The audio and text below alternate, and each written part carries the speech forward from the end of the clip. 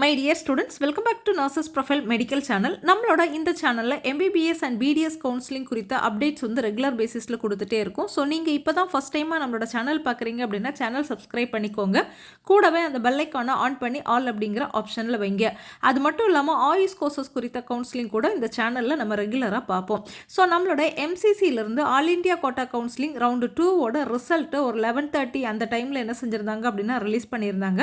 அதுக்கப்புறம் ஈவினிங் டைமில் அந்த ரிசல்ட்டை நாங்கள் வந்து திருப்பி பெற்றுக்கொள்கிறோம். ஏன்னா வந்து அதில் மிஸ்டேக்ஸ் ஆர் கரெக்ஷன்ஸ் இருக்குது.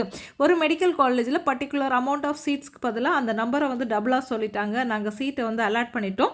ஸோ அந்த ரிசல்ட்டை வந்து நாங்கள் வந்து திருப்பி பெற்றுக்கிறோம், மறுபடியும் ரிசல்ட் வந்து ரிலீஸ் பண்ணுவோம் அப்படிங்கிற மாதிரி ஒரு அப்டேட் கொடுத்துருந்தாங்க.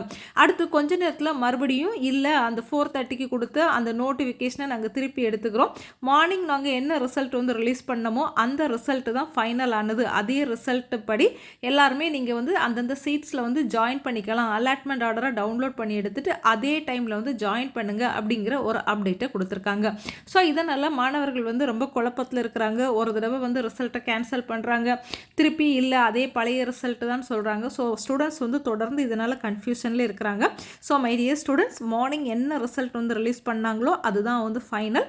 யார் யாருக்கு சீட் அலாட்டாக இருக்குதோ அவங்க உங்களோட அலாட்மெண்ட் ஆர்டரை டவுன்லோட் பண்ணி எடுத்துகிட்டு காலேஜில் ஜாயின் பண்ணுறதுக்கான அந்த லாஸ்ட் டேட் ரிப்போர்ட்டிங் டேட்டுக்கு முன்னாடி என்ன செஞ்சுருங்க அப்படின்னா ஜாயின் பண்ணிடுங்க. அண்ட் மறக்காமல் நம்மளோட சேனலையும் சப்ஸ்கிரைப் பண்ணிக்கோங்க. தேங்க்யூ.